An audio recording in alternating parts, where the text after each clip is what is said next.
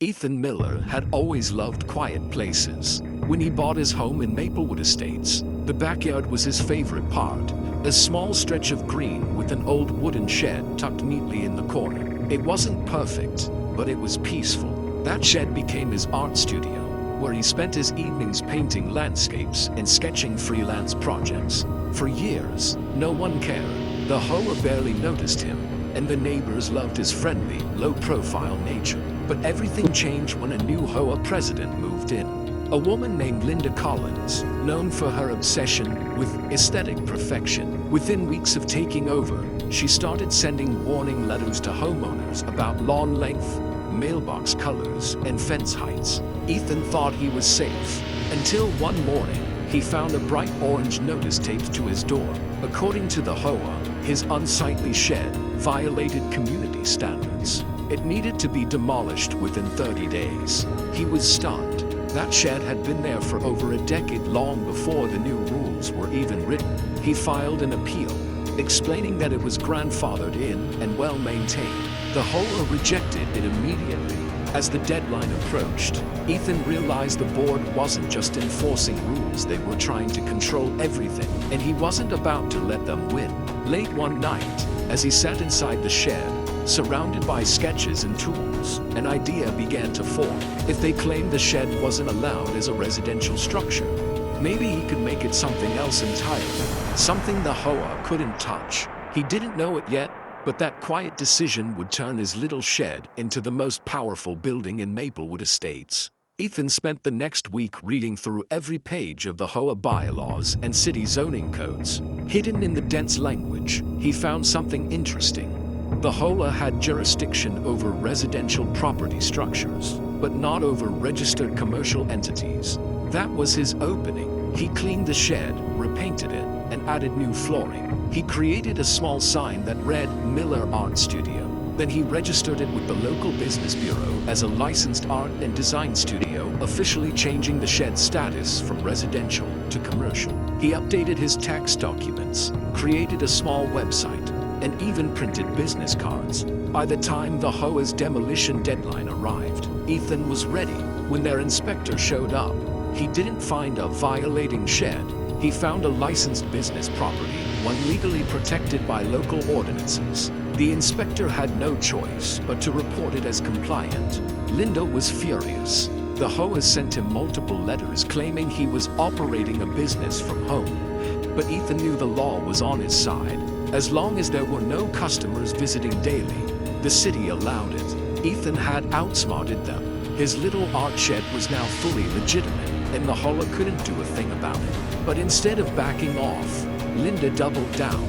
The board started nitpicking at everything, accusing Ethan of excessive foot traffic and even unauthorized signage. Each time, he calmly proved them wrong with paperwork, and slowly, the HOA's arrogance turned into embarrassment. But Ethan wasn't done yet. He had an even bigger plan, one that would turn the HOA's obsession with control into his personal victory. Weeks passed, and Ethan noticed the HOA using his driveway more and more. They hosted neighborhood inspections, park cleanup events, and even temporary storage for supplies, often without asking. It irritated him at first, but then the artist in him saw potential. If they wanted to keep using his property, maybe it was time to make it official. Ethan contacted a lawyer and drafted a simple agreement. The HOA could continue using his driveway for their activities as long as they paid a monthly usage fee to Miller Art Studio LLC for occupying registered business space.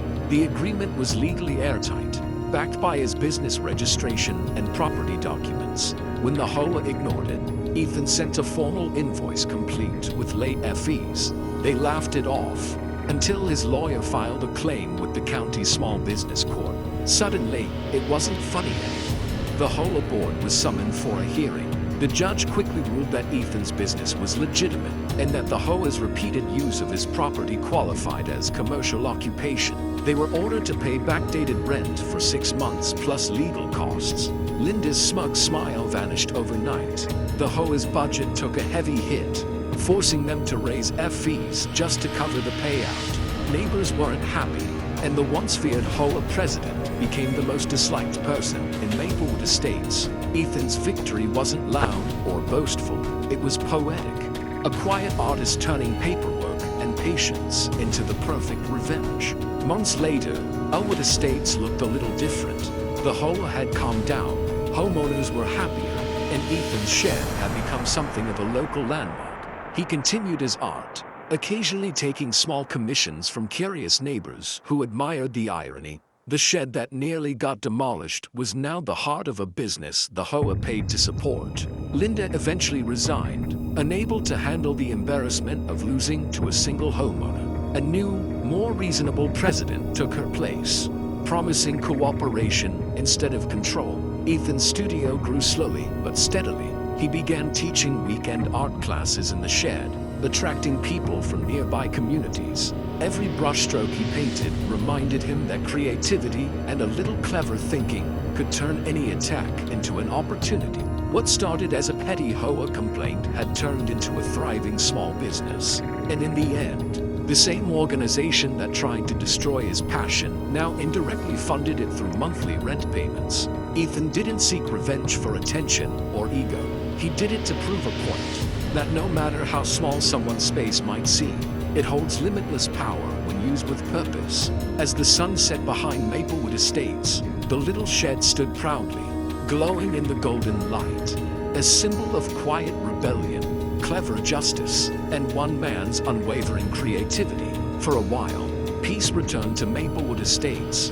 The new HOA leadership appeared calm and cooperative, even friendly. Ethan continued to run his art studio, hosting weekend workshops and selling prints online. The neighbors, once skeptical of him, now admired his quiet victory.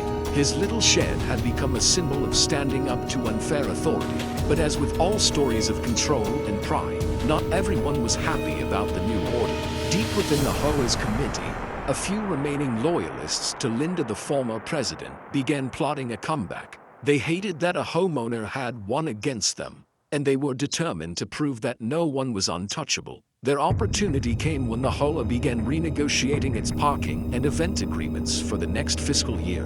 The board needed access to Ethan's driveway again for community storage, but this time, they tried to insert new legal language that would quietly void his rent clause.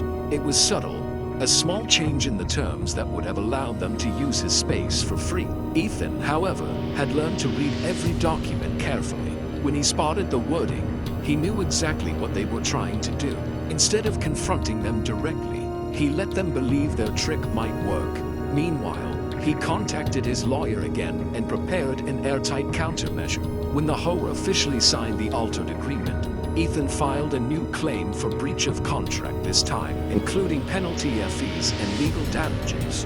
The court ruled decisively in his favor once again, forcing the HOA to pay double the rent and cover all legal costs. The community was stunned. The backlash was immediate. Homeowners demanded answers at the next HOA meeting, furious that their fees were being wasted on petty revenge. Those who had plotted the trick were voted out within days. The association, humiliated twice, finally gave up. From that moment, Ethan's name became legend in Maplewood Estates. People no longer whispered about the man with the ugly shed. They spoke about the artist who beat the system. His story became a quiet reminder that standing your ground with patience and intelligence could outshine any rulebook. And as Ethan locked up his studio that night, the shed's light glowing warmly behind him, he couldn't help but smile. The war was over, but his victory would last for years. Years passed, and Maplewood Estates slowly transformed from a neighborhood ruled by pettiness to one defined by quiet respect. The new HOA board operated fairly. No longer obsessed with uniformity, the residents finally felt free to personalize their homes. Brighter doors, garden ornaments, and even new backyard studios began appearing across the community. It all started with Ethan's shed. What had once been considered an eyesore had become a symbol of independence. The small wooden structure, with its ivy-covered walls and soft amber lights, stood as a reminder that one person's creativity could outlast an entire system of control. Visitors from nearby communities would stop by to see the shed that beat the HOA. often taking photos beside its hand-painted sign, Miller Art Studio. Ethan never sought fame. He continued his quiet life, spending most of his days painting inside the same space that once almost got demolished. Yet, his story spread far beyond Maplewood. Local news covered it as a tale of legal resilience and clever revenge. Small business forums cited it as an example, turning problems into profit. Even the city council recognized him for supporting community creativity. Ironically, the HOA that once fined him now worked alongside him.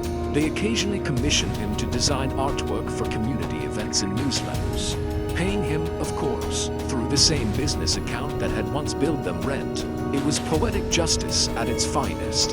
As the years went on, Ethan expanded the studio slightly, adding a small greenhouse next to it. He used it to grow plants that inspired his paintings: wild flowers, ivy, and herbs that filled the air with life. The shed became more than just a workspace. It became a living piece of art, representing everything he had fought for. Sometimes, new residents asked him if the old stories about the HOA were true. Ethan would smile, looking at the now thriving community around him. The perfect lawns and matching fences had given way to something better: individuality, creativity, and peace. The shed still stood in the same place, its wooden panels weathered but strong. It had survived threats, fines, and battles, and in the end, it outlasted them all. Because what started as a simple shed had become a legacy, proof that even the smallest space can hold the biggest victory.